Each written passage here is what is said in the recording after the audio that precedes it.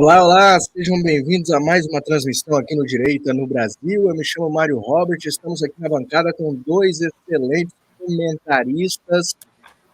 Fábio Tom, seja bem-vindo mais uma vez aqui à bancada, meu amigo. Divide a bancada todos os dias, de segunda a sexta, sempre ao meio-dia, com o Mário Robert. Muito obrigado, meu querido.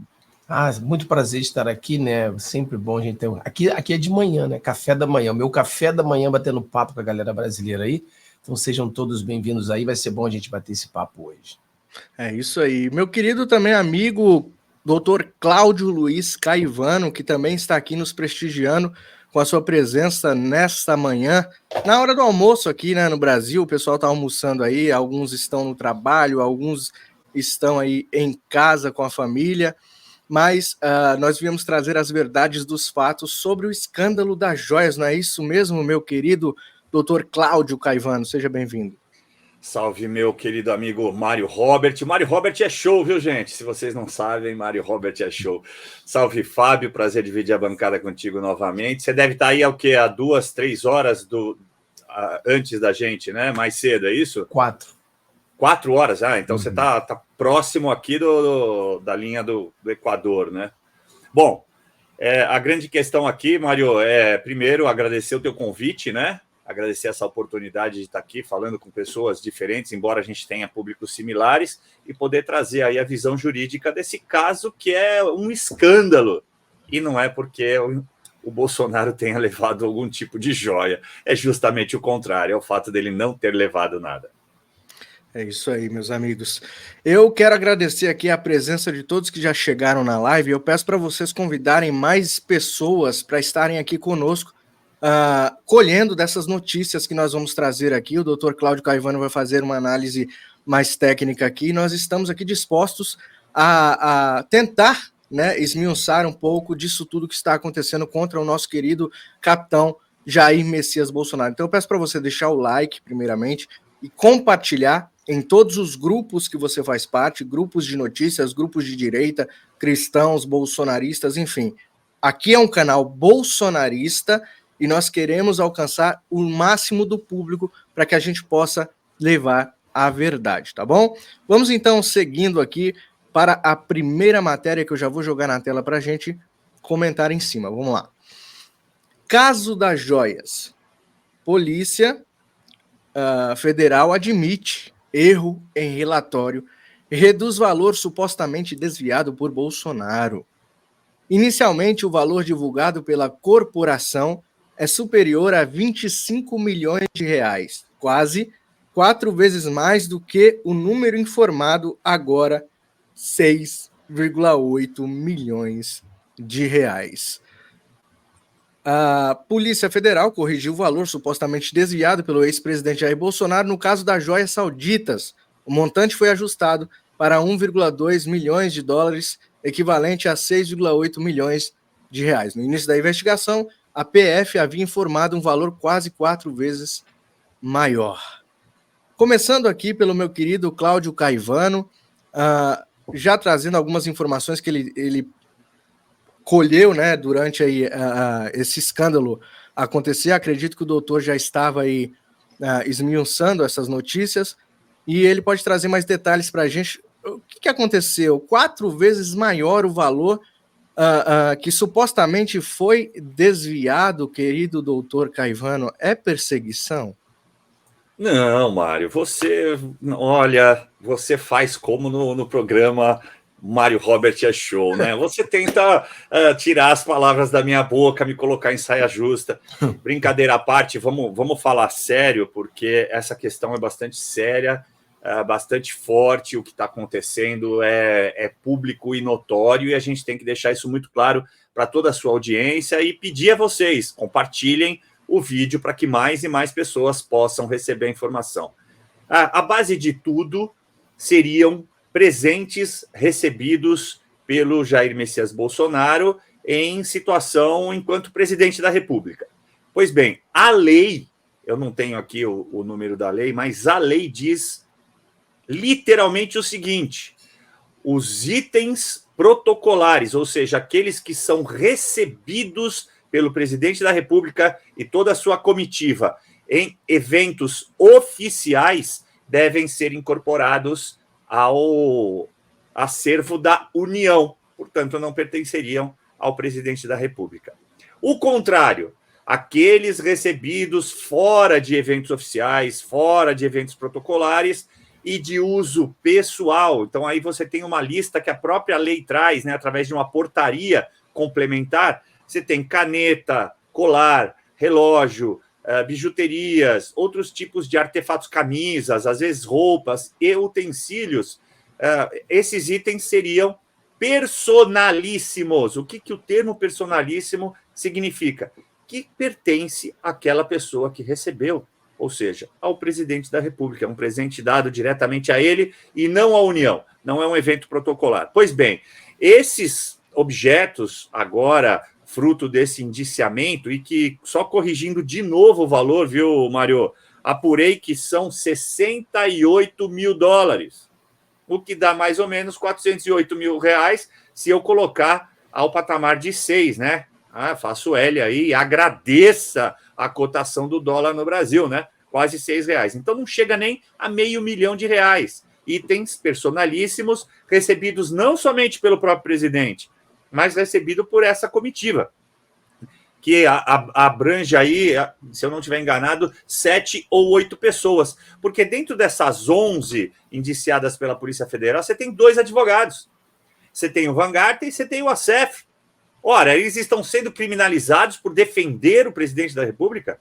É exatamente isso que a gente está vendo? Sim, é exatamente isso que a gente está vendo. Outro grave problema que a gente encontra para trazer para a população aí. Existem, eu não vi, mas eu estou trazendo a voz aí do advogado, meu colega, o Grigoletti, que teve a oportunidade de se debruçar sobre esse inquérito, e ele afirma que, e muito provavelmente tem, em virtude de inúmeras diligências que foram feitas fora do país, tem documentos em língua estrangeira. Olha, meus amigos, a língua oficial brasileira está lá no artigo 13 da Constituição Federal, é a língua portuguesa. Portanto, todo documento incorporado tem que ter uma tradução juramentada. Não existe nesse caso. Mais um problema aí para eles explicarem.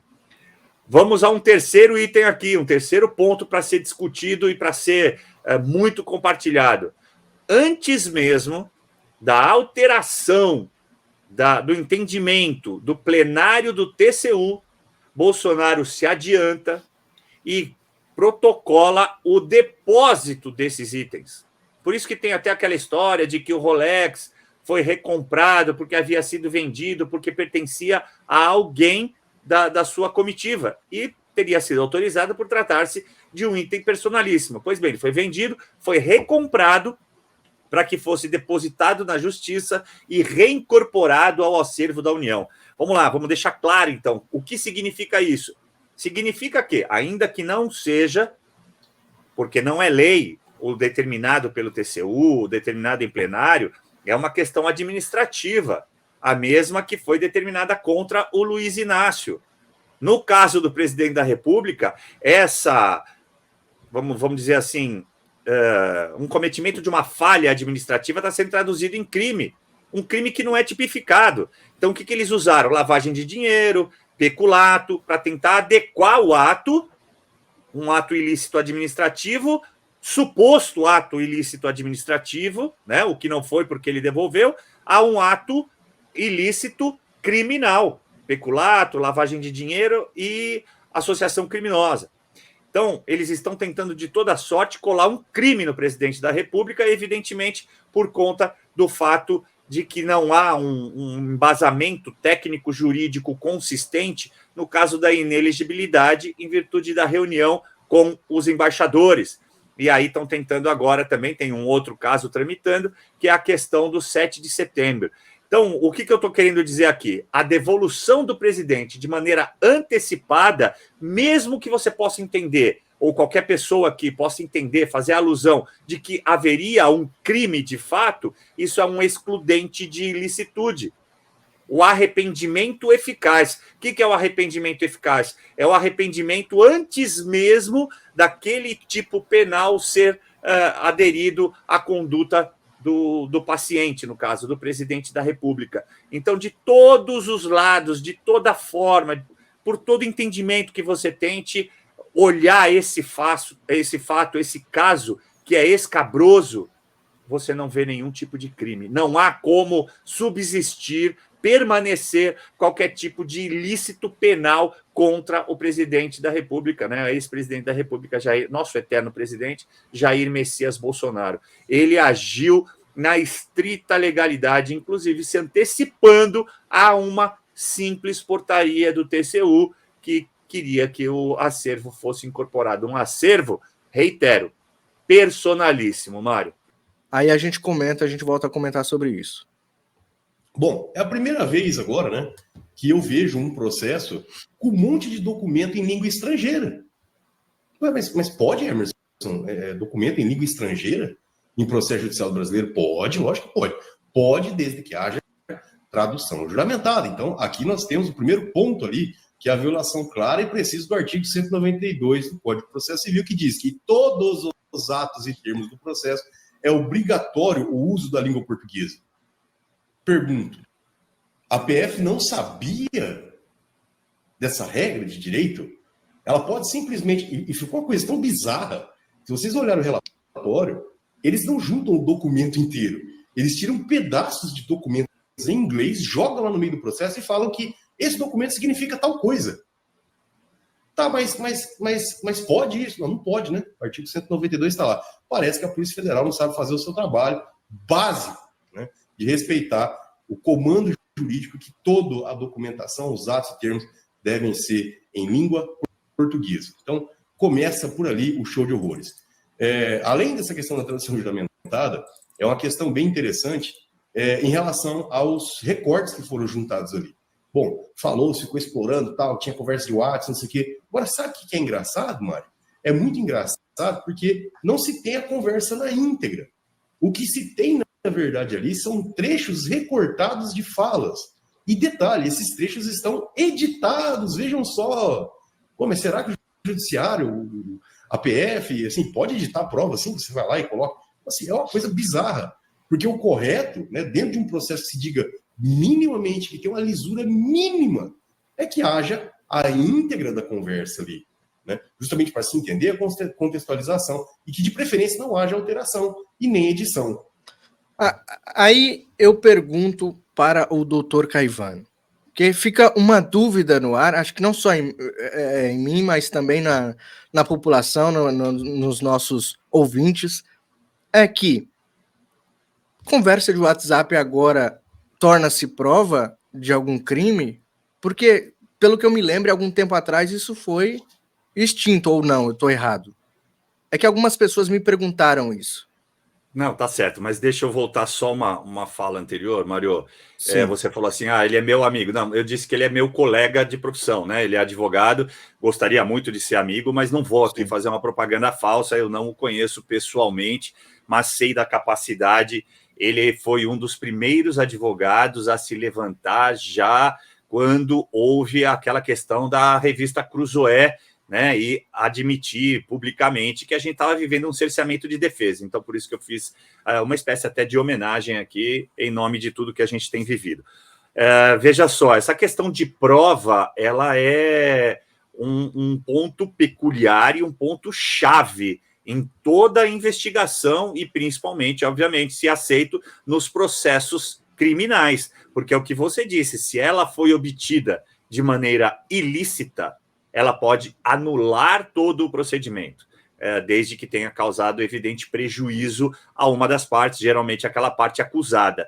Então, o que o Emerson estava tentando, o doutor Emerson estava tentando dizer aí, é que não se sabe de que forma essa prova foi obtida, esse é o primeiro ponto. E o segundo, como ele muito bem destacou, é que ela foi editada. Bom, há algum problema na edição? Não, desde que eu conserve o contexto, né? Ou seja, desde que eu consiga abstrair daquele trecho que foi editado a efetiva motivação daquela conversa. Porque senão ela não serve de prova, não pode servir de prova. Ela é parte da intimidade, da privacidade daquelas pessoas investigadas. Então há um grave problema nisso, uma grave violação de direitos, como tudo que a gente tem visto ultimamente no Brasil. A PF, infelizmente, ela está servindo aí como uma estase, né?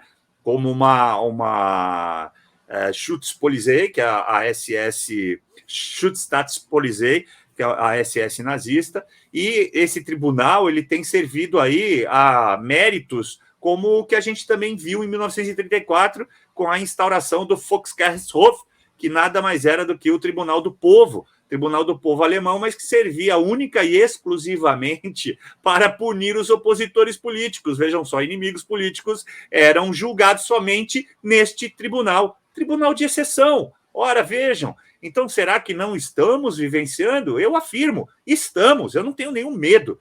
Estamos vivenciando um tribunal de exceção.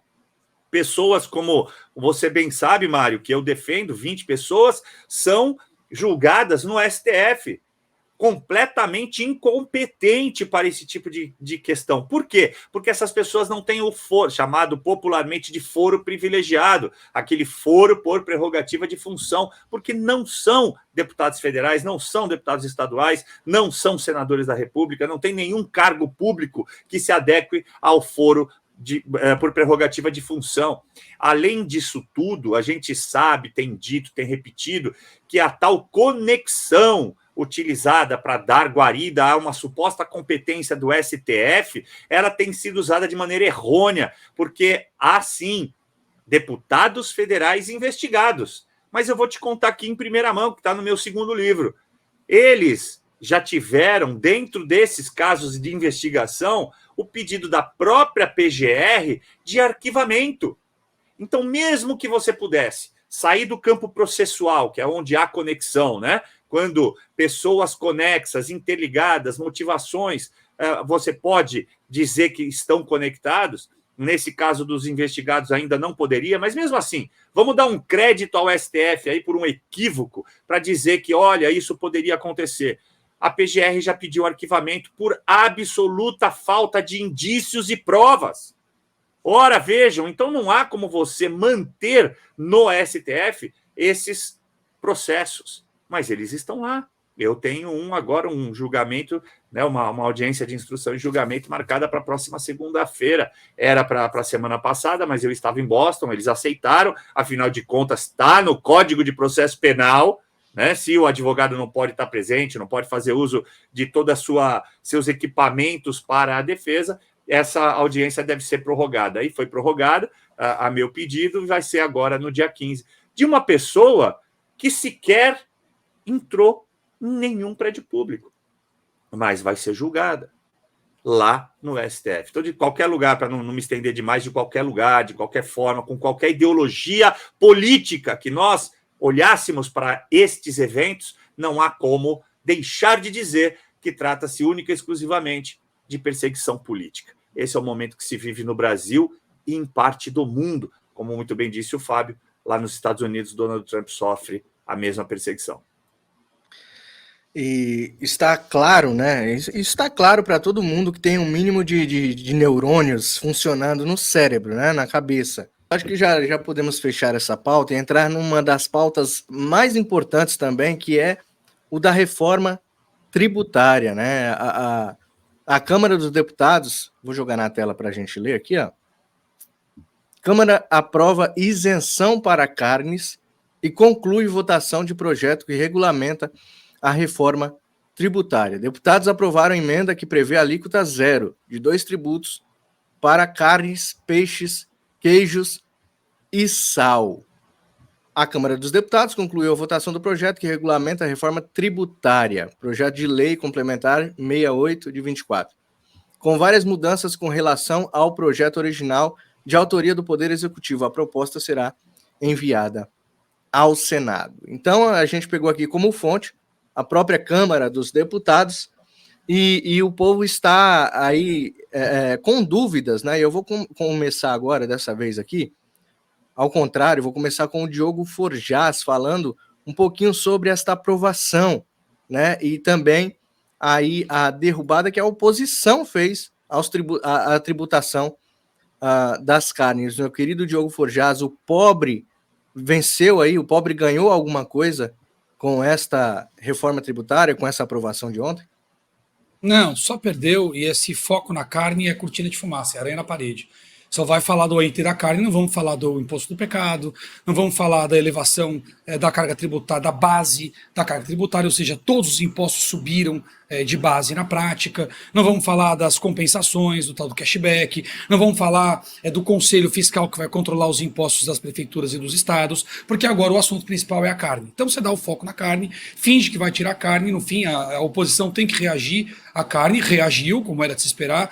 O Lula, sabendo que a carne não ficaria de fora, finge que também não queria que tributasse a carne, já sabendo que a oposição conseguiria o destaque. A oposição consegue o destaque, ele mama no destaque da oposição e todo mundo só fala da carne e esquece do resto. Isso é grave. Então tem imposto sobre os imóveis, tem imposto sobre as heranças e tudo isso está nesse papo todo aí, ninguém presta mais atenção em nada. Então eu não vejo um grande ganho, não. Acho que vejo uma grande estratégia. A esquerda tira...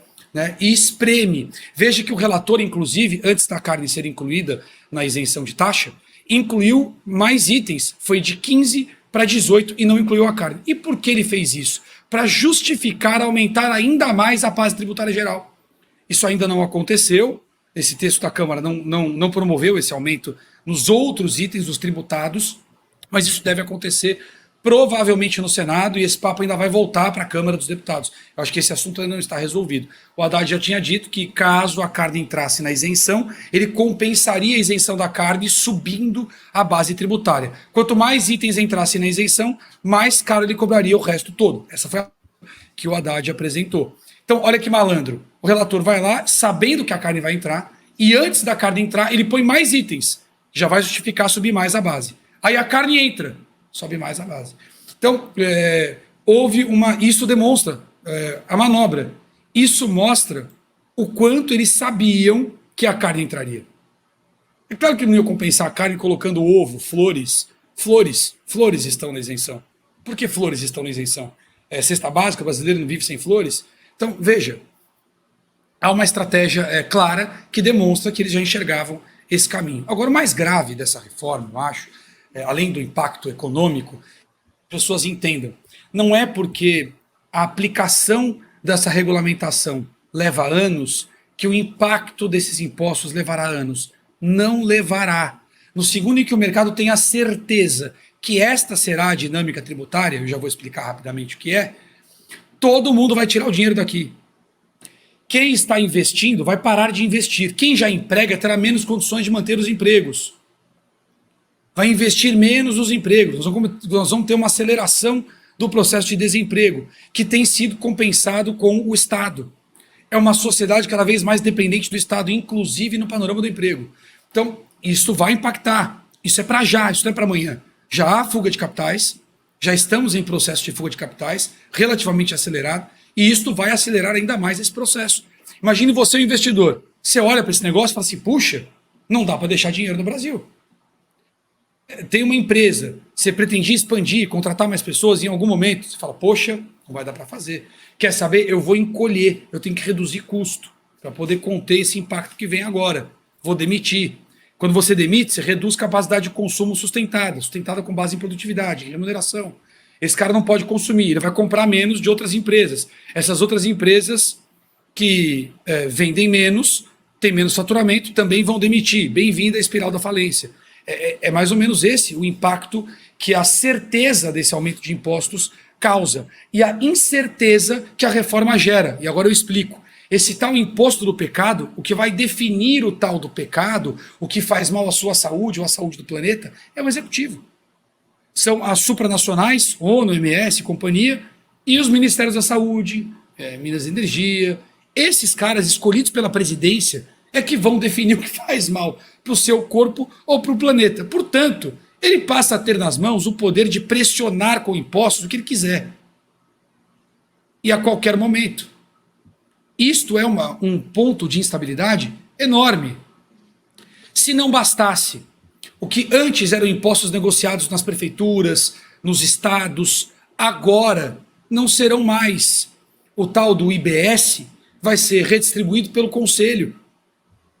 Esse Conselho vai determinar, na prática, como vão distribuir esses impostos e para quanto e para quem, de que forma, com que regime de compensação. Ou seja, antes, deputados estaduais, vereadores, prefeitos, governadores, tinham interlocução com a sociedade, tinham interlocução com o setor produtivo, porque o cara negociava com ele a vantagem no imposto na hora de produzir e o retorno desse imposto na hora de fazer uma ponte, melhorar uma estrada, enfim, as melhorias que vão viabilizar o trabalho do cara. Ele negociava o contencioso de imposto lá no estado, lá no município, na justiça. Agora, com esta reforma, quem na prática vai deter o poder sobre os impostos estaduais e municipais é o governo federal. A equalização da taxa foi uma coisa positiva na reforma. Quer dizer, agora você não tem mais diferenças de taxas entre um estado e outro, que vai obrigar os estados a competir pelas empresas, melhorando a infraestrutura. Mas com que recursos? Então, enquanto eles dizem que, na verdade, os estados deixam de ser reféns, porque é automático, não é bem assim que vai funcionar.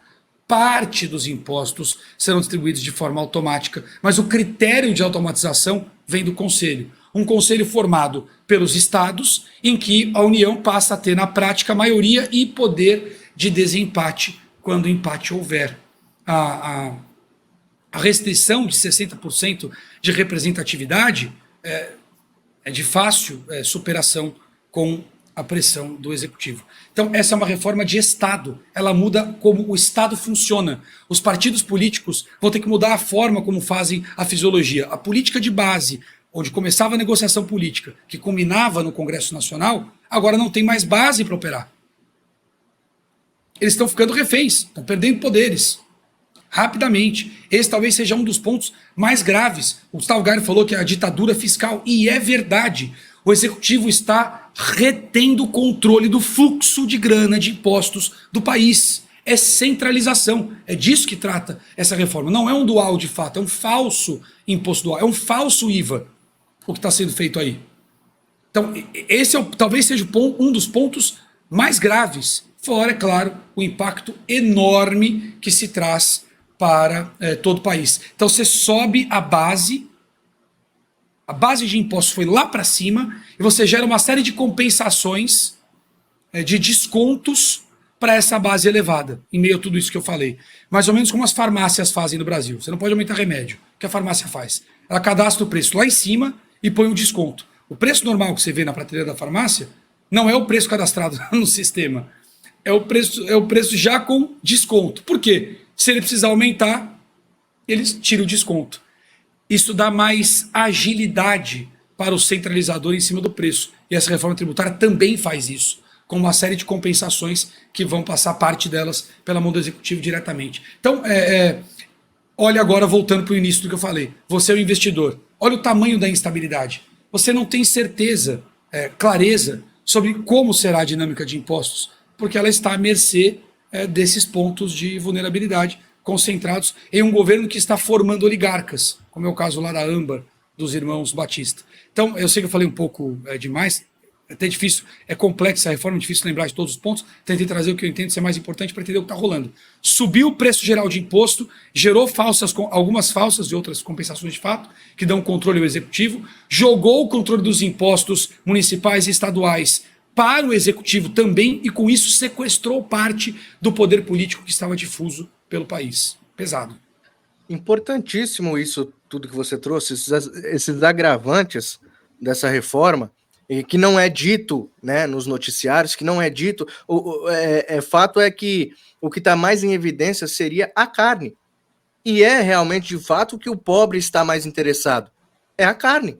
Então, por isso que eles jogam a carne como a cortina de fumaça do desgoverno e faz com que Lula ganhe alguns pontos com aquelas pessoas que são menos favorecidas de informação. Né? Então, a jogada do desgoverno é justamente falar que a carne, houve uma isenção na carne. Não haverá impostos na carne, como se isso fosse um benefício absurdo para o povo mais pobre. Né? E aí, eles fazem fake news, começam a fazer fake news. E acho que é o que o Fábio vai trazer agora. E essas informações que o Diogo trouxe aqui são relevantes, são informações que precisam ser compartilhadas, porque as pessoas não têm acesso a esse tipo de informação. E como ele resumiu aqui, fica mais fácil de entender. Então, mas a evidência é que a carne está aí no topo das discussões no Brasil. Fabião. Olha o que eles fizeram aí. Ó. Lula zerou imposto para carne, vai ter churrasco com picanha para os pobres. Né? Eu concordo com tudo que o querido Diogo falou. Né? E eu vejo um pouquinho mais atrás, quando o Lula, na minha opinião, leram para ele a visão do Maquiavel.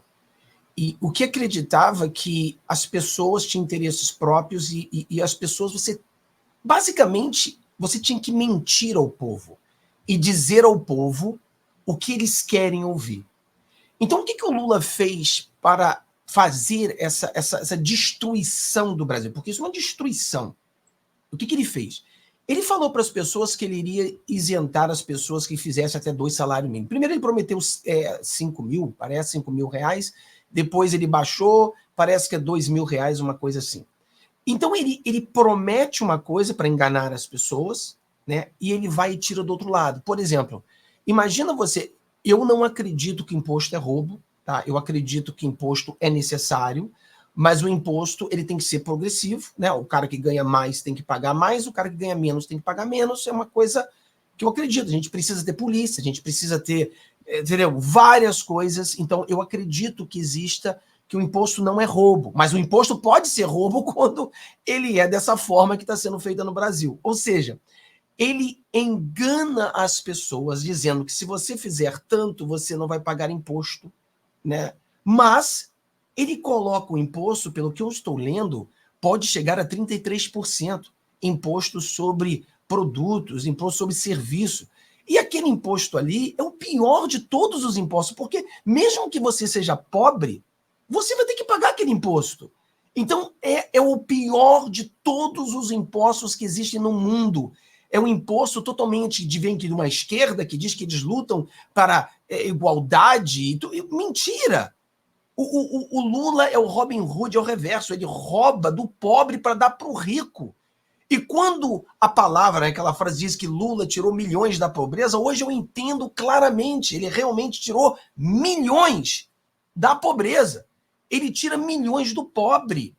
E as pessoas não entendem. Então, para fazer mais parte ainda dessa cortina de fumaça, entra a questão da carne. Então, entra a questão da isenção para quem faz, eu acho que até 2 mil reais. Ele se sente muito bem, só que o Lula dá com uma mão e tira com 4, né? Porque ele está tirando do serviço, está tirando do produto. Quer dizer, o pobre que tem que comprar qualquer coisa, qualquer serviço, vai pagar o mesmo imposto que um cara que é milionário, que o cara que é bilionário. Então, o pobre está sendo roubado para que o rico venha se beneficiar. É o Lula fazendo o Robin Hood reverso. E aí entra a questão da carne.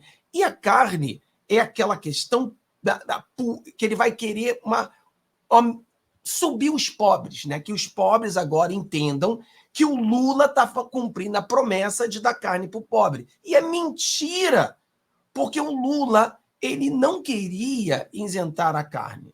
Isso foi uma jogada do PL. O presidente Bolsonaro cumpriu a promessa que o Lula havia prometido. Então não é nem o Lula que ele diminuiu a carne. O Lula é tão mal, ele é tão mal, que ele realmente queria taxar mais tudo.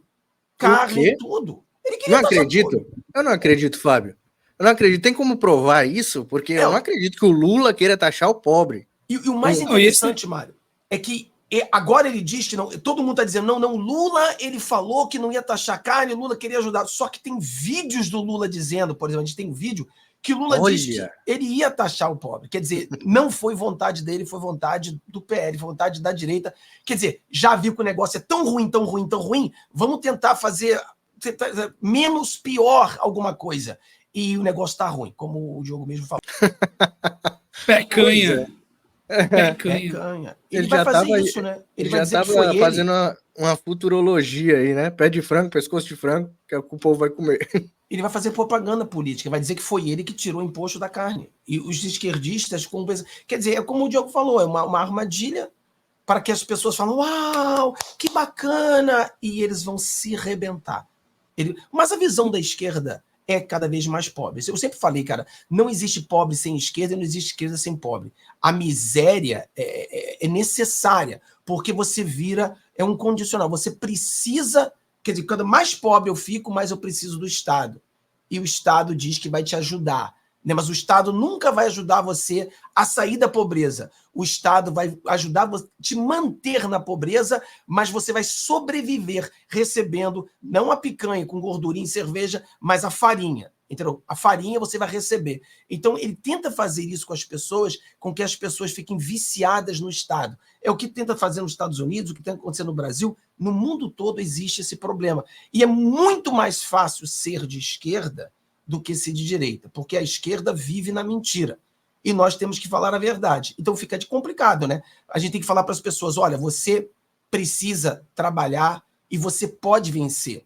Já a esquerda diz que o cara não precisa fazer nada e assim mesmo ele vai vencer. Então, a esquerda vive na mentira. E viver na mentira, cara, é muito mais fácil ser um político falando mentira todo dia e a gente tem que falar a verdade. Olha, sua vida vai mudar, mas vai ser difícil, você vai ter que acordar de manhã, você vai ter que trabalhar, você vai ter que pescar, aqui está a vara, aqui está a oportunidade. É muito mais complexo a gente falar a verdade do que simplesmente inventar uma mentira e fazer essa fantasia que as pessoas querem ouvir, que eles vão comer picanha sem que tenha condições de comprar picanha. Pecanha é termo do Laudelino, deixa eu dar autoria aqui, que foi ele que soltou essa aí. Pecanha, muito bom. Falar para você falou aí da isenção, que é uma prova de que essa isenção é absolutamente... No fim, ele sabia, tá? Para mim, tá claríssimo que o PT sabia que a direita reagiria à carne em razão da reação social. Ele já contava com isso. Já sabia que isso ia acontecer. Eu acho até que esse papo que ele soltou lá atrás nem foi sem querer. Foi para justamente a direita rivalizar. Porque se o Lula tivesse contra o aumento da carne desde o início, talvez o pessoal entrasse de outra forma. Ia entrar no assunto, mas de outra forma. Ele fez para entrar de sola mesmo, depois surfou. Mas você quer ver como isso é falso? As famílias trabalham com orçamento, Fábio. Você tem um orçamento que vai comprar, vai custear a sua vida. Se eu vou subir o preço dos aluguéis, se eu vou subir o preço do combustível, se eu vou subir o preço do vestuário, você vai subir o preço. Essa redução na carne é muito menor do que o somatório de aumentos em todos os outros itens que compõem a sua vida. Isso chega a ser patético, chega a ser ridículo. O cara vai vestir o quê? Vai vestir uma manta de contrafilé? Como é que faz? Você entendeu? Você vê que o impacto orçamentário das famílias e das empresas é absurdo, é estratosférico. Ainda mais que essa insegurança toda que a gente falou no começo, ela vai fazer reduzir os investimentos, portanto, baixa a base monetária, aumenta o processo inflacionário e tudo fica ainda mais caro. Segundo, vai fazer subir a taxa de juros. Se não subir os juros, quebra a economia brasileira. Que é o que está acontecendo. Eles estão segurando os juros num patamar que não deveria estar. Estamos pagando preço. Se subir os juros, cresce o endividamento, diminui a taxa de confiança, acelera o processo inflacionário. E se parar para olhar com as contas públicas que não fecham, né? Na prática, isso aí tem um impacto enorme nos orçamentos das famílias, das empresas e do Estado. Enfim, que anulam isso aí, pior até. Exatamente. Mas é por isso que você vê, Mário, que está tendo agora confusão também daquela tentativa de... Porque o governo Lula agora, toda semana, é um escândalo de corrupção, né? Toda semana é um. É o arroz, 7 bilhões, totalmente corrupto ali tudo. E agora a questão daquela... Eles querem botar 200 milhões no negócio da mídia ali. Antes que fizesse o negócio, já sabiam quem era. Eu falei, caraca, os caras agora é Mãe de Ná, né? Tem Mãe de Ná trabalhando. Ministério da Mãe de Ná. Eles já sabiam quem iria ganhar o negócio antes de ser feito. Totalmente corrupção. Mas quando você tem o poder da mídia, você tem aí o seu panfleto Rede Globo, etc e tal, eles tentam fazer exatamente isso. Fazer com que as pessoas foquem na carne. Olha só, ficou mais barato. Só que tudo mais ficou mais caro. Tudo ao teu redor ficou mais caro, meu filho. Tudo. E o pior, cara, é o imposto que vai direto ao pobre. Esse que mais dói. E as pessoas, a maioria da população, eu não sei se elas estão observando isso. Elas vão sentir, porque todos nós vamos sentir. Mas eles não estão observando isso. Eles estão observando a carne com a cortina de fumaça, mas o cara dá um centavo de novo para ele e tira dólares. E eles não estão vendo isso. E a mídia vai tentar jogar para todo lado, Lula tá te dando carne, vai aumentar tudo, mas vai te dar carne. E nem carne vai dar, porque a carne vai estar cara também, e não vão conseguir comprar nem carne. Mas é a jogada, né? A jogada é enganar o povo. É 1 centavo de isenção para o pobre, aumenta tudo. Até o corte de cabelo vai aumentar, como diz aí o Gabriel no chat. Até o corte de cabelo aumenta. Um centavo, são centavos de isenções para o pobre, aumenta imposto em outros serviços, né, em outros produtos, e é 1 bilhão de isenção para os irmãos Batista, né? Mas o que apertou 13 com força tá assim, ó. Obrigado, papai Lula. Muito obrigado. O grosso tá entrando, mas muito obrigado. O senhor aumentou. Se aumentar R$1 no Bolsa Família, essas pessoas que apertaram 13 com força já ficam felizes, Diogão. Não, vou te dizer que na prática isso aí, Mário, alguém perguntou ali, mas o que o governo ganha com isso? Bom, tem vários aspectos, mas eu vou pegar os 2 que eu acho que são mais importantes para fechar esse papo do imposto aí, que eu já vi que a gente vai falar dos irmãos Batista na sequência. Primeiro é o esvaziamento do poder econômico da sociedade. Vou traduzir isso de uma linguagem simples. Ele vai diminuir a capacidade das pessoas de comprar e consumir. Quando você faz isso, você diminui a receita de quem emprega e de quem produz. Quando você fragiliza quem concentra a grana, você diminuiu o poder da grana que está na mão da sociedade e que pode reagir ao seu projeto de poder. Esse é o primeiro passo. Esse é um dos impactos. Isso, inclusive, é base para se formar oligarcas. A gente fala aquele cara que onde você centraliza determinado mercado. O oligarca da carne, por exemplo, a JBS domina a carne no Brasil. É uma oligarquia. Como tem lá na Rússia o oligarca do petróleo. Talvez a gente venha ter a oligarquia da energia aqui. O ambiente necessário para se formar oligarquias é o de pessoas, de produtores, de empregadores, de empresários enfraquecidos. Eu lembro de uma conversa que a Dilma teve com o Maduro, reclamando que o Maduro se encontrou com empresários brasileiros. Ela diz assim, pô, Maduro, você foi encontrar com um empresário brasileiro e não me falou nada? Você gostaria que eu fizesse isso, que eu encontrasse com os empresários venezuelanos? Aí diz a Dilma que o Maduro riu e falou, eu não, nós não temos empresários. É esse o caso. Então, há um enfraquecimento econômico da sociedade. Claro que o caso do Brasil é diferente, eu não acho que o projeto seja exatamente igual ao da Venezuela. Está mais para o modelo chinês, eu acredito, com falsas empresas privadas que concentrem o poder econômico de cima para baixo. Mas esse é um foco. O outro é, no processo, a transferência de grana.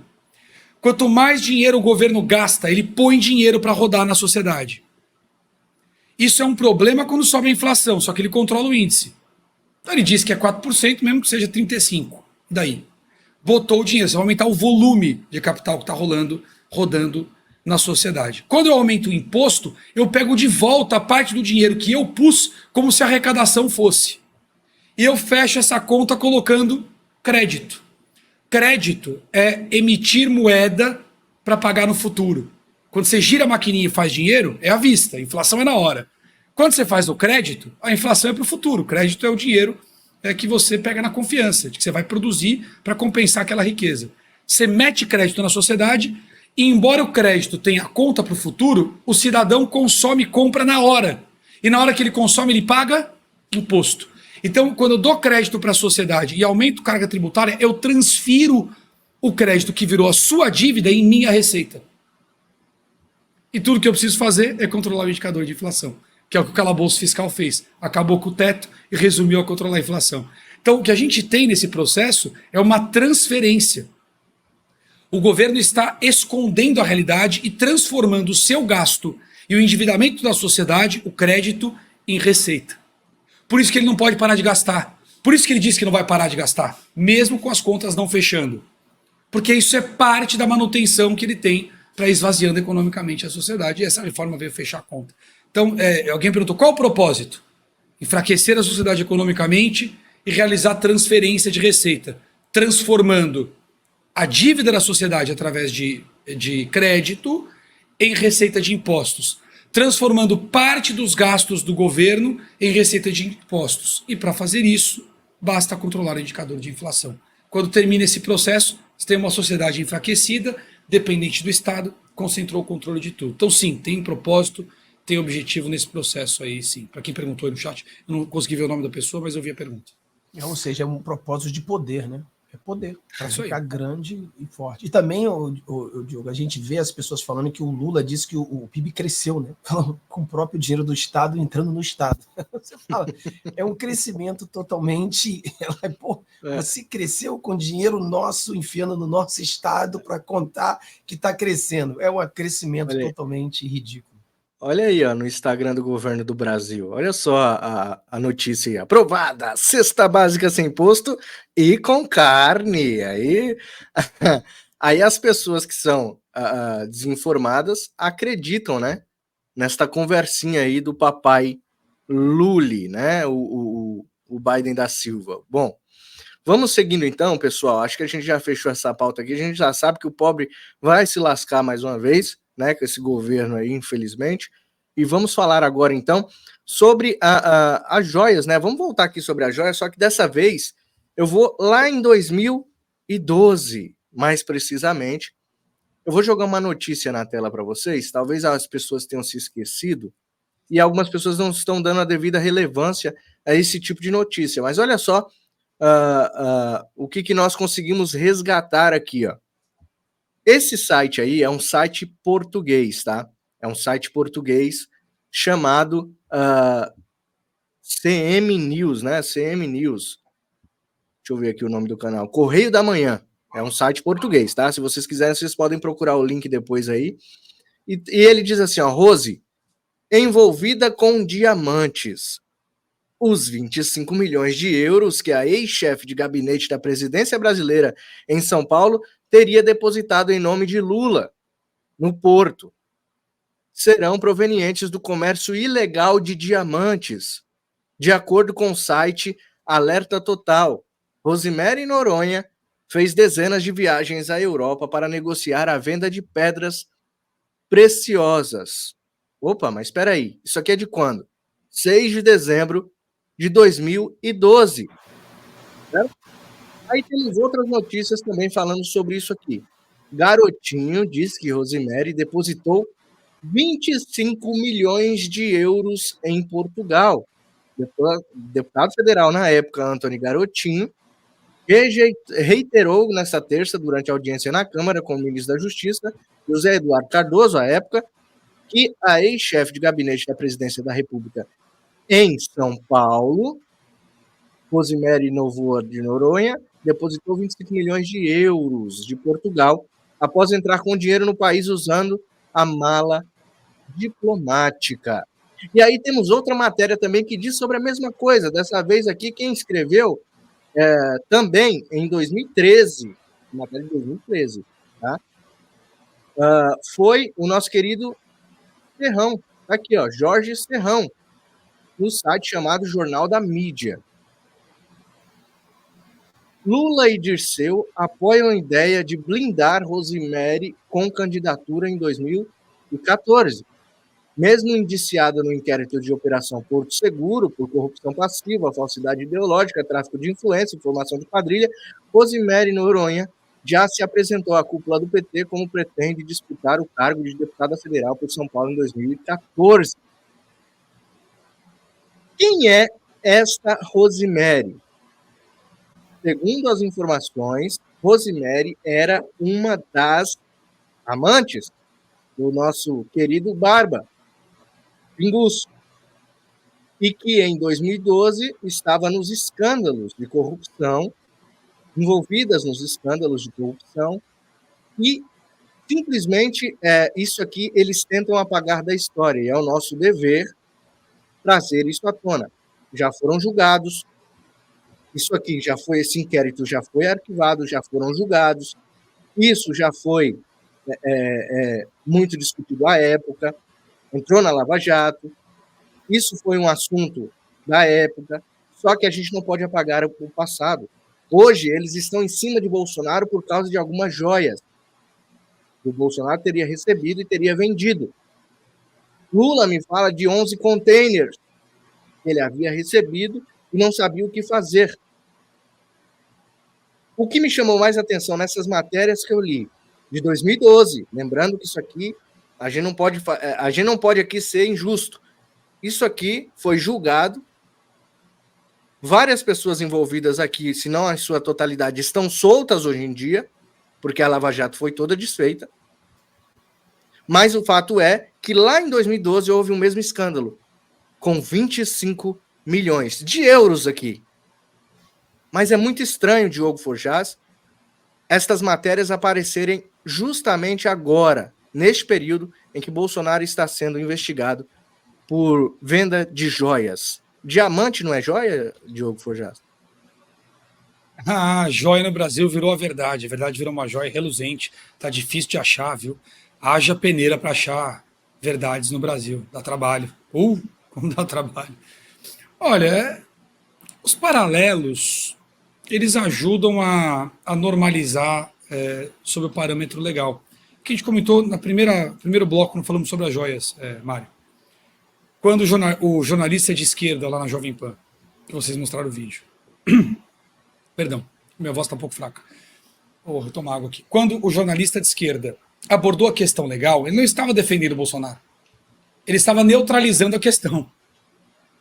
Veja que os pontos que você está trazendo agora mudam de entendimento se você considerar, aplique a fala do jornalista da Jovem Pan ao que você acabou de dizer. Temos um caso? Não temos, né? Não. Entendeu? Então, quando você tem uma vitória perdida, faça dela uma vitória. Pensamento revolucionário é uma desgraça. Eles lucram com tudo. Cada vez que a esquerda faz um movimento, ela tem uma forma de lucrar, inclusive com o que nós entendemos ser uma derrota. Veja o caso da carne aí, por exemplo. Quando eles colocaram, se passasse o imposto da carne, muito bem. Se não passasse, que era o que eles esperavam, lucram também. Toda vez que a esquerda se move, que ela faz um movimento, ela tem no seu planejamento como lucrar com aquele movimento, no cenário de vitória, no cenário de derrota e no cenário de extensão. Todas as vezes. Pode olhar. Não tem claro que eles preferem vencer, mas quando perdem, não perdem por completo. Veja o caso de José Dirceu agora. Maior fake news da história foi a Lava Jato. Tadinho de mim. Maior fake news da história foi o mensalão. Ah, que gracinha. Eles pensam em tudo. As vítimas da prisão. Não vale a história, vale quem conta. Não vale quem vota, vale quem conta. Esse é o pensamento esquerdista. Agora, para nossa sorte, em ambos os casos, eu preferi pegar essa. Vou deixar o Fábio explorar o fato direto, que eu sei que ele está doido para falar aí. Vou pegar o lateral. Mas, para trazer o seguinte: não vale quem conta, né? Só que, no passado, o poder de contar estava concentrado nos livros, nas faculdades e nos jornalistas que as faculdades produziam. O problema é que a internet quebrou esta dinâmica. O que muita gente ainda não percebeu é que a internet não é mais apenas um veículo de integração social e de comunicação de notícias e fatos. Eles tanto perseguem as fake news, sinceramente, se eles soubessem, o sistema, o poder que a internet já tem. A internet já tem poder de registro histórico. A internet já tem poder de formação cultural. Quantas são as pessoas que têm formação cultural na internet e que não foram formadas nas universidades? Ou você acha que o COF do professor Olavo é o único curso na internet que eleva o nível cultural das pessoas? Talvez seja o melhor, mas não é o único. Veja que eles não perceberam ainda que boa parte do poder de formação cultural que estava nas mãos deles não está mais, não é só a informação direta, não é apenas a integração. E para azar deles, esta integração social e de informações, quando somada à formação cultural, bom, ela muda quem conta a história. Eles ainda acham que eles contam a história. Não contam. Eles podem ocultar a história por algum tempo, se tiverem poder para fazer isso. Se tiverem poder para manter poder de repressão, para manter isso. Mas esconder a história? Fazer com os tempos atuais o que fizeram com a década de 60? Esqueça. Onde eles assaltavam bancos, sequestravam pessoas, assassinavam injustiçamentos, treinavam guerrilha em Cuba e são tratados como pacíficos e democráticos pela história recontada. este poder de recontar a história que eles tiveram na década de 60 e 70, esse poder eles não têm mais. E é com isso que eles estão contando. Esse é o aspecto que eu quero pregar desse caso que você trouxe aí de 2012. Enfim, vou deixar o Fábio arrebentar no fato, de fato, aí, para não gastar o assunto. A gente tem que usar, não é de mentira, tá? Não é da mentira, isso aqui é o passado. O passado das pessoas mostram que eles já passaram por isso também, e é importante que a direita aprenda a fazer isso. A direita tem que fazer isso. A direita tem que mostrar os contrapontos. A linha da história mostra a verdade. E a gente tem que trazer esses fatos aqui que eu trouxe. Foi muito importante. Inclusive, eu quero até agradecer quem foi que começou isso tudo, quem me mandou aqui, foi o nosso querido Gabriel, que está aí no chat, né? Ele que me mandou, o Gabriel José. E aí eu fui buscar as outras fontes. E aí eu fui pescando as outras fontes. Eu falei, caramba, em 2012 aconteceu algo semelhante, até o valor, 25 milhões, só que de euros lá. E aqui foi 25 milhões de reais que eles queriam imputar ao Bolsonaro, que baixou e que já, como o Fábio disse, eles estarão devendo o Bolsonaro, porque não conseguiram achar nada. Mas, enfim, a gente tem que requentar, né, essas histórias aí. Eu não sei se vocês concordam comigo, Fábio e Tom. Olha, a gente tem que ter muito cuidado com essa falsa equivalência, né? O que eles querem fazer é comparar um bandido corrupto, né, o dublê do demônio, com o presidente Bolsonaro. Não existe essa comparação. Não existe. Nós temos um homem que é honesto e temos um ladrão. É bem simples assim. Não tem. É bem distante uma coisa da outra. Mas eu tenho visto muito, né, por exemplo, quando se lê o Estadão. De vez em quando o Estadão dá um suspiro de coerência, mas sempre no suspiro de coerência, lá embaixo ele bota a falsa equivalência. Sempre tem que falar, mais o Bolsonaro, mais o bolsonarismo, mais o sei o quê, e o golpe, e o isso. E você fala, cara, toda a mídia podre, eles fazem essa falsa equivalência. Quando criticam o Lula, eles não conseguem simplesmente criticar o Lula, falar a verdade, que o Lula é bandido. Não, eles têm que fazer uma falsa equivalência. Então a gente tem que entender, pessoal, que não tem. As coisas são completamente diferentes. Um é bandido, ladrão, corrupto, e o outro está sendo perseguido por uma polícia de Gestapo que está. Cara, eu nunca vi tão nítido a polícia secreta soviética. Eu nunca vi. Hoje eu olho para o Brasil e falo, cara, eles seguem exatamente o mesmo serviço. Quando o Diogo estava explicando sobre o Estado querendo crescer, falar sobre oligarcas, e você viu como o Putin ele se tornou, né, um dos homens mais ricos do mundo, criando os oligarcas. Olha, você é o dono da empresa de petróleo, me dá 20%, você é o dono da empresa de gás, me dá 20%. E eu vejo o Brasil, o Lula, ele segue a pauta dessa visão soviética.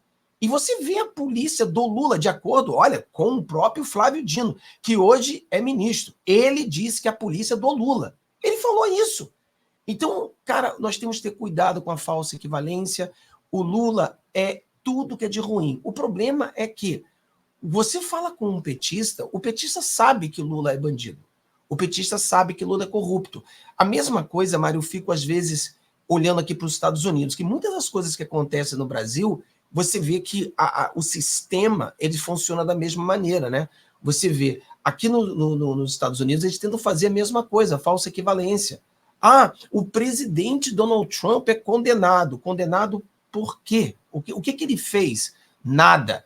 O Trump está condenado por ter pago uma pessoa, supostamente. Não por roubar, mas por ter dado dinheiro ao Estado, ou seja, contribuído. Quer dizer, é uma coisa assim totalmente banal. Então a gente tem que ter muito cuidado. O Lula é bandido, o Bolsonaro não é. Não existe equivalência, não existe comparação. Nós temos que sair disso.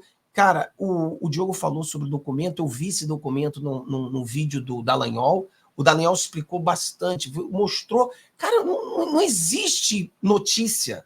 Não existe, não era para ninguém estar falando de joia aqui. Isso aí é um plano do sistema para que a gente não fale da desgraça que agora a inflação aumentou, a inflação já bateu o teto, no meio do ano já estourou o teto, nós estamos falando de uma economia que está afundando, nós estamos vendo um governo que está totalmente desequilibrado, um governo mentiroso. Então, não é para falar do Lula, é para falar de joias, é para falar de falsa equivalência, é para falar de tudo que está acontecendo, mas não fale do Lula, porque se a gente fala do Lula, a mente das pessoas começam a abrir, começam a ver que está ruim. Não adianta a Passapano Lima dizer que as pessoas estão comprando mais. Isso é mentira. As pessoas estão indo nas lojas, todo mundo está comprando menos. É a mesma coisa que os Estados Unidos. É como se a pessoa fala, olha, no Brasil agora, o brasileiro está indo nas lojas, no supermercado e comprando mais. Porra, ninguém está comprando mais. Nós vamos às lojas. Aqui nos Estados Unidos é igual. Eu vou na loja, ninguém compra mais. Não é, não. Não é, não. Aqui o buraco é muito mais profundo, Fábio. Pelo amor de Deus. Você tá de brincadeira. É igual você tá... Ô, louco, vou discordar. De jeito nenhum. Pelo amor de Deus, Fábio. Você tá de brincadeira comigo. Ô, louco. Aí, quando a economia americana sentiu o baque, o Fed baixou. Os juros foram elevados, e subiu os juros. Aumentou o risco da economia americana. O aumento de risco aí é pífio perto do nosso. E os juros aumentou. Aqui o responsável, Campos Neto, maravilhoso, Banco Central, mantiveram os juros no mesmo lugar. A economia num risco danado, crise política, crise social, conta não fecha, contas públicas arrebentadas, mês a mês, déficit cada vez maior, fuga de capitais, redução de base monetária, imprevisibilidade. E os juros, como tá? No mesmo lugar. E nos Estados Unidos? Nos Estados Unidos não, compensou a economia. Não dá para comprar, pelo amor de Deus, Fábio, faz isso não, o povo vai achar que nós estamos bem aqui, então não. Mas aqui também está muito ruim, porque o que aconteceu? O Biden conseguiu elevar a inflação a 9%, mas só que depois disso a inflação baixou. Inveja. Só que o efeito está chegando agora, né? O cara fala assim, a inflação estava 9%, agora a inflação baixou, mas o efeito nos preços continua tão absurdo. Eles estão fazendo a mesma coisa que agora eu estou vendo que está fazendo no Brasil. Quando não aumenta o preço do produto, diminui o produto. Aqui as duas coisas. Aqui as duas. Não, aqui as duas. Aumenta o preço e diminui o pacote. Aqui brasileiro, filho. A bolacha de wafer, só uma comparação, a bolacha de wafer vem com uma do lado da outra, assim, o pacotinho até embaixo. Agora vem uma só. É uma fileirinha só. Revolta do cara que come bolacha. Vou vender Oreo sem aquele negócio do meio, né? Aquele negócio do meio, Oreo vai ser vendido sem aquele do meio. Pelo amor de Deus. Mas é isso, é tudo um jogo. É tudo um jogo. Eles querem enganar. Vamos falar da joia, fala da joia, mas não diz que o Oreo não tem mais a coisinha do meio. Pode até ser o mesmo jogo, mas o brasileiro joga no modo hard. Vocês estão no easy aí, pô. É verdade. Não complica não, a diferença é grande. Pelo amor de Deus. A diferença é institucional, econômica, monetária. Pelo amor de Deus, Fábio, a diferença é brutal. O frango de 1 quilo é 700 gramas hoje. É porque a grande verdade, cara, eu olho o Brasil. Eu tô revoltado. Fala. Eu tô revoltado desde dezembro, porque no meu Natal aqui, eu tive a infelicidade de comer um pombo. Eu comprei um peru, veio um pombo. Não tô brincando. Era um pacotão enorme. Todo mundo me sacaneia aqui em casa por causa disso. Porque peru de Natal, você espera o ano inteiro pra pegar aquele peru de Natal, aquela coxa de peru enorme. Você fala, pô, que legal, né? Aí veio aquele pacotão congelado. Falei, pô, legal. Peguei um peru bacana. Aí assei e saiu um pombo. Um pombo. Fiquei com dó. Falei, tadinho do bicho, filho. Mataram, coitado do bichinho. Brasil. Puro suco de Brasil. Eu vejo que os Estados Unidos, assim, quando a gente olha para o Brasil, se a gente olhar detalhadamente para o Brasil é um país socialista. O Brasil é um país socialista. Você vê que o Brasil é socialista. Os Estados Unidos, se nós temos um governo como o Biden, né, que não é um governo, o povo, porque são tantas pequenas empresas, tantas microempresas, que a economia ainda consegue sobreviver um desgoverno como o Biden, né? Alguém que ninguém sabe quem é que está por trás. A gente sabe que não é o Biden, mas ninguém sabe quem é que está por trás, né? Então, realmente, mas a gente vive a nossa realidade. A realidade minha aqui também está complicado, galera. Complicado. Por exemplo, o Joe, ninguém hoje nos Estados Unidos consegue comprar uma casa, ninguém hoje nos Estados Unidos... O cara tá conseguindo comprar um carro. Não dá. Não dá. Caramba, Ô, Fábio, aí não, Fábio. Ninguém no Brasil tá conseguindo comprar mais um bife. Ninguém no Brasil consegue. Você tá falando de casa e carro, meu filho. Pelo amor de Deus. O brasileiro não consegue pagar o aluguel no fim do mês. Ô, Fábio, aí não, pô. Aí você esculachou. Você vê a diferença de realidade, como é que fez. Olha que coisa, olha a diferença de realidade. O americano tá em crise porque não dá para comprar uma casa. Imagina se o nosso problema fosse esse. O carro que ele consegue comprar é um de 150 mil aqui no Brasil. É o carro que ele consegue comprar ainda. Rapaz, entregador de pizza lá tem Corolla. Eu não tô mentindo, Fábio? Não tô mentindo. Não, agora o entregador de pizza tem no Tesla, porque o Tesla é tão barato, a eletricidade, tem nego fazendo Uber de Tesla aqui. Exatamente, Fábio. Então, só para contextualizar aí quem está chegando agora, para deixar o like, para compartilhar muito, coloque o número do seu like na frente, coloque a cidade, estado ou país que você está nos assistindo, vou jogar na tela aqui para a gente ter uma métrica de onde a nossa voz está chegando, tá? O programa Meio-Dia acontece sempre ao meio-dia, o próprio nome já diz, de segunda a sexta-feira. No sábado e no domingo a gente coloca um especial do resumo da semana, mas de segunda a sexta-feira nós estamos ao vivo aqui, do meio-dia a 1h10 no máximo, mas nós precisamos fortalecer aqui o canal Direita no Brasil, fortalecer o Vida Gringa, o Fábio Tom, para que a gente possa continuar alcançando, né, o máximo de pessoas com a verdade, Fábio. Então, seguindo aqui, tudo o que está acontecendo de errado, Fábio, no desgoverno, né, principalmente em questão dos políticos sendo favorecidos, eu vou jogar na tela aqui uma notícia que saiu em alguns portais de notícia, assim como anistia é pautada, e o povo achou, Fábio, que a anistia que estava sendo pautada seria a anistia que nós pregamos todos os dias, que nós queremos, que é a anistia aqueles presos políticos que estavam no 8 de janeiro, né? Então, é esse tipo de anistia. A anistia para ex-presidentes que alcançariam o Bolsonaro, né? Que o Bolsonaro voltaria a ficar elegível. É esse tipo de anistia que nós estávamos ansiosos para ver sendo pautado na Câmara dos Deputados ou no Senado. Mas olha só, PEC da anistia deu o maior perdão da história a irregularidades cometidas por partidos políticos. Meu querido Fábio, é uma jogada política atípica, diz o Terra Brasil Notícias. O presidente da Câmara dos Deputados, Arthur Lira, colocou em pauta a controvertida proposta de emenda à Constituição, conhecida como PEC da Anistia. Esta decisão ocorreu ontem, em uma sessão marcada por debates acalorados e divergências acentuadas entre os parlamentares.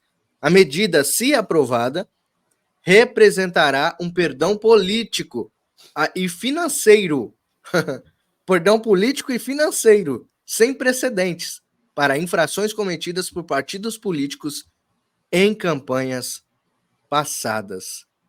Que absurdo, querido Fábio, que absurdo.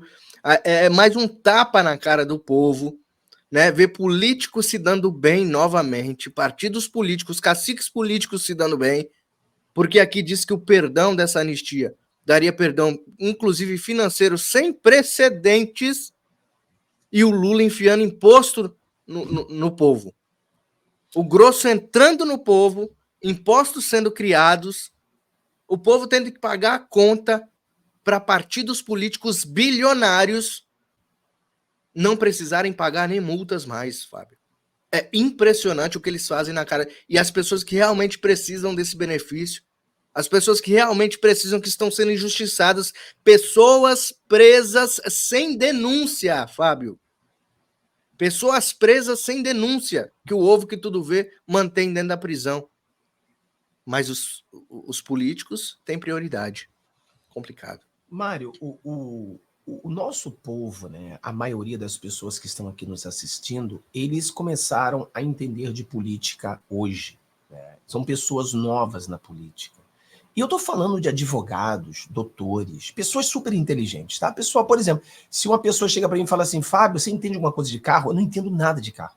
Nada. Cara, eu não entendo nada. Eu não sei chamar... Cara, eu sou tão burro com o negócio de carro que eu não sei em português e nem em inglês. Os caras falam peça de carro, eu não sei em português ou em inglês. Eu não sei nada de carro. Entendeu? Então, por exemplo, você não é preciso que você saiba de tudo. Então, tem pessoas aqui que são advogados, médicos, pessoas muito inteligentes, mas, cara, quando chega na política, não entendem. Por quê? Porque estão afastados da política. Né? Eu estava debatendo com um advogado que eu conheço, amigo meu, e ele criticando o Trump, criticando todo mundo, e ele fez uma analogia, né?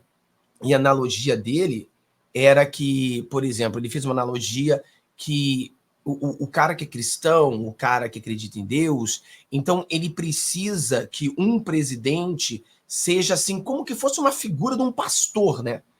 Aí eu expliquei para ele, quando a pessoa entende de política, eu vou explicar para vocês um termo que é pesado, mas a realidade é essa. Existem pessoas procurando uma virgem no prostíbulo, entendeu? A política, não existe virgem na política. A política é o cara tá procurando uma virgem, o cara chega numa casa de prostituta procurando uma mulher virgem. Você não vai encontrar isso. Você não vai encontrar as pessoas sem defeito. Você não vai encontrar a pessoa perfeita. E a política foi assim, Mário, por quê? Porque houve um afastamento das pessoas do bem da política. As pessoas do bem falaram, não vou falar de política, não quero saber de política, quero me distanciar da política. Então a política foi penetrada por pessoas do mal. Entendeu? Então a política não existe, cara. As pessoas têm que entender o que é a política. Por exemplo, você tem hoje no nosso Congresso o melhor Congresso que nós já tivemos em muitos anos. Mas isso não quer dizer muito. Por exemplo, toda lei pró-imposto passa. Toda, mano. Toda. Exatamente. Cara, toda lei que é para botar dinheiro na mão dos políticos passa. Porque no final do dia, a prioridade do político, ainda que ele seja de direita, é a vida dele. É ele, mano. No final do dia é isso. O político quer se beneficiar, prioridade 1. E os políticos de direita, prioridade 2, somos nós. Mas toda vez que você tem uma lei no Congresso que vai aumentar imposto, vai beneficiar político, a anistia dos políticos, ela passa. A anistia do povo que está preso não passa. Ou seja, é um absurdo. Mas isso é política. Você não pode olhar para o Congresso e pensar que todo mundo ali só tem boas intenções a você. Não.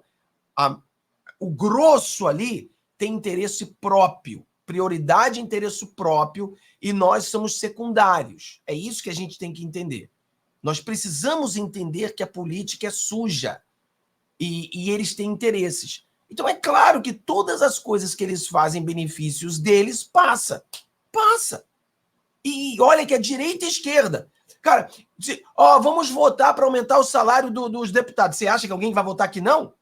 Meu amigo, por favor, pessoal. Todo mundo vai votar que sim. Aonde você viu os deputados se reunirem para fazer uma proposta para baixar os benefícios dos deputados? Você não vai ver isso nunca. E quando você vê, na verdade, o cara não está querendo ser. Ele está sendo aquele espertinho, entendeu? Porque ele sabe que não vai passar. Então você diz, eu sou contra os benefícios, porque ele sabe que ninguém vai tirar benefício deles. Nunca vai tirar o benefício deles. Então nós temos que entender o que é política. E nós temos que jogar o jogo político. Entendeu? Eles vão sempre lutar por benefícios deles. E a gente tem que entender isso. Então é claro que a anistia que vai liberar eles, essa anistia vai passar fácil. Agora, e a anistia para o pessoal que realmente estão sendo injustiçados? As pessoas que estão sendo torturadas, isso vai passar?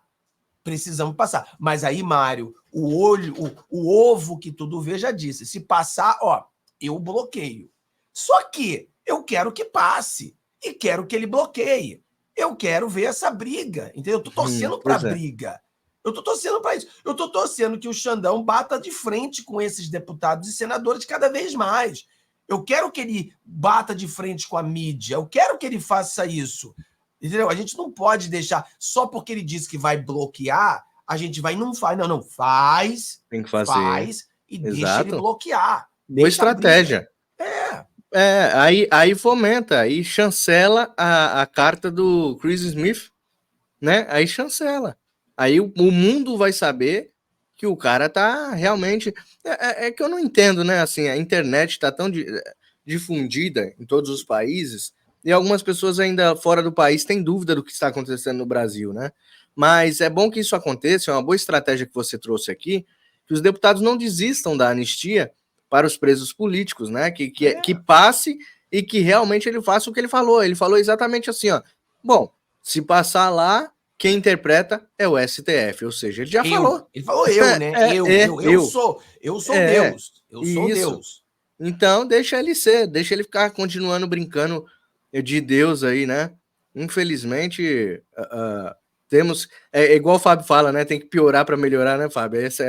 Esse é um ótimo exemplo de piorar para melhorar. Mas você vê, Mário, a própria direita evita a piora, né?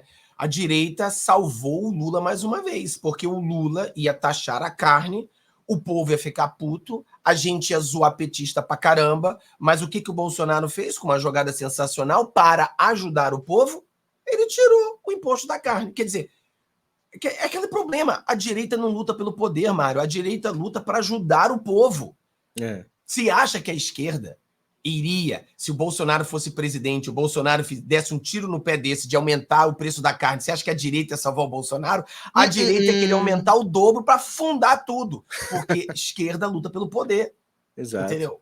Porque de repente a gente teria gente na rua porque não consegue mais comprar carne revoltado. O Bolsonaro tirou essa revolta, porque o Bolsonaro fez a gente tirar o imposto da carne. Quer dizer, é aquele problema, cara. Se a gente luta pelo povo, nós estamos salvando o Lula no final do dia. Exato. A esquerda não se importa de o barco afundar, né? Eles têm bote salva-vidas. Ou não, afunda junto mesmo. Cara, menos que afunde junto. Eles não querem saber. Não é igual o diabo, né? Sabe que vai perder, mas ele quer levar a maioria das almas que ele conseguir pro inferno. Então a esquerda é a mesma coisa, mesmo modus operandi do Satanás. Mas existe um ditado, né, Mário, que a gente diz que tem gente que tem que sofrer para aprender, né? E esse que é o problema. Pelador. A direita não permite, porque a direita gosta desse povo, a direita luta pelo povo e não deixa eles sofrer pela dor. Então a direita está salvando. Só que quando a direita salva, me vem a Janja aí, aquela que dorme com o prisioneiro, ela dizendo que foi ele que botou. A Janja, junto com o Tachad, eles resolveram o problema. Eu falei, caraca, mano, eles mentem assim na cara de pau, cara. Olha. E a mídia não fala nada. Olha aí, ó. Governo diz que proposta do PL de isentar a carne de imposto foi vitória de Lula. É isso que você tá falando. Mas foi vitória de Lula, né? Quer dizer, não foi o Lula que o fez, mas foi uma vitória de Lula. Porque os jumentos petistas, todos eles estão acreditando que Lula fez isso. E não foi Lula, foi Bolsonaro que fez. E aí o governo, o marketing do governo tá monta um monte de panfleto bonitinho, né? Com senhoras, com prato de carne na mão. Como se o Lula tivesse ajudado a isentar a carne, né? E aí é aquilo, né, Fábio? É aquela cortina de fumaça. Isenta de um lado e aumenta tudo do outro. Não adianta absolutamente nada. Só despiora, né, Fábio? Só despiora a nossa situação. É complicado, viu? O governo sempre vai fazer isso, né? Lula sempre vai fazer isso, usar Bolsonaro para se beneficiar. Eles acharam em Bolsonaro uma base para eles estarem sustentados, né? Um sustento para a campanha deles de poder. Eles acharam em Bolsonaro. E sempre eles falam em Bolsonaro. Sabe? Sempre eles usam Bolsonaro. Inclusive, essa mídia vendida sempre põe Bolsonaro na frente das matérias para ganhar relevância. Porque sem Bolsonaro eles não seriam também absolutamente nada, né? Bom, vamos então seguindo aqui, porque a aprovação de Lula subiu, né, Fábio? Subiu para baixo. A aprovação de Lula nos presídios subiu, isso eu acredito. Isso eu acredito mesmo, que a aprovação de Lula subiu nos presídios. Mas olha só, 54% de aprovação do Lula é sincronismo de falta de realidade e mau caratismo das mídias e instituto. É isso que nós estamos falando. Eles estão fomentando que Lula está mudando o Brasil. Eles estão fomentando que Lula está ajustando nossa economia. Eles, todos os dias, eles fazem matérias denegrindo o Bolsonaro e fomentando que Lula está sendo um ótimo governo.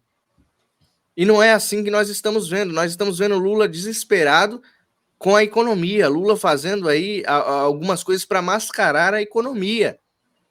Né? A Haddad incompetente do jeito que é, não sabe nem responder uma pergunta de como que eles vão ajustar a economia, deixa tudo para a equipe. Ó, a última vez que ele parou para ser entrevistado, ele falou: é a equipe lá, é o chefe lá que... Não é ele que é o chefe, caramba, da pasta? Exato. Ele falou: é fulano de tal lá que está responsável por isso. Ele pode te responder melhor. Olha na mão de quem nós estamos à mercê, né? Não é novidade que a qualidade e credibilidade dos institutos de pesquisa sempre estiveram em dúvida, especialmente para quem acompanha a política e a realidade da população. Alguns institutos parecem ignorar essa análise crítica que alguns jornalistas possuem. Além disso, os meios de comunicações tradicionais sofrem com falta de credibilidade e confiança, resultando em um cenário de mentira sincronizada. Esta palavra aqui me leva a pensar naquele gabinete do ódio, né? Que eles tentam colocar do lado de cá, mas que na verdade a gente sabe que tem do lado de lá, né? Um gabinete de ódio que anda sincronizado. Não é isso, Fábio? Cara, é como mágico, Mário. Tudo é aquela palavra, né? Eles acusam do que eles são. Tudo é isso. Você pode ver, cara. O gabinete do ódio. Quem é no gabinete do ódio? Eles. A BIM paralela. Quem é a BIM paralela? Eles. É tudo eles, cara. Tudo é eles. Eles acusam, porque eles sabem, cara, que eles são podre, então eles acusam as pessoas de ser podre como eles. Então a esquerda é isso, cara. Eles ficam acusando as pessoas do que eles fazem. Então, agora, o Lula, as pessoas têm que entender que o Lula, ele é um plano de poder. E o plano de poder do Lula cara, é perigoso, né? É do mal, é uma coisa assim é um dublador de demônio mesmo. As pessoas acham que a gente fica brincando, mas é sério. Isso é uma coisa séria. Ele tem uma ganância para que ele se perpetue no poder e nunca mais saia. Porque o Lula, ele tá sozinho. O Lula ele não conseguiu, porque você sabe, a pessoa que luta pelo poder, ele não pode criar discípulos, né? Ele não pode ter pessoas que podem substituí-lo, porque ele quer o poder. Então ele não pode ser como um Bolsonaro, que hoje você tem aí 4, 5 pessoas que podem ser o presidente com o Bolsonaro. O Lula não pode fazer isso. O Lula tem que ficar sozinho porque ele luta simplesmente pelo poder. Então, essas pessoas que lutam pelo poder, elas são perigosas, cara, porque elas podem fazer de tudo. E como ele sabe que ele caindo, o PT acaba, ele não pode cair. Então, ele vai lutar para se perpetuar no poder. Então, obrigado aí, galera. Sempre bom estar com vocês. Vejo vocês às 15. Valeu, meu amigo. Muito obrigado. Obrigado ao pessoal de casa. Continuem ao término da live deixando o like, quem não deixou, e também compartilhando em todos os grupos para que mais pessoas absorvam as notícias que nós trouxemos aqui, tá bom? Até o próximo programa. Deus abençoe você, sua família, nossa nação e todos aqueles que lutam e continuam lutando por um Brasil melhor.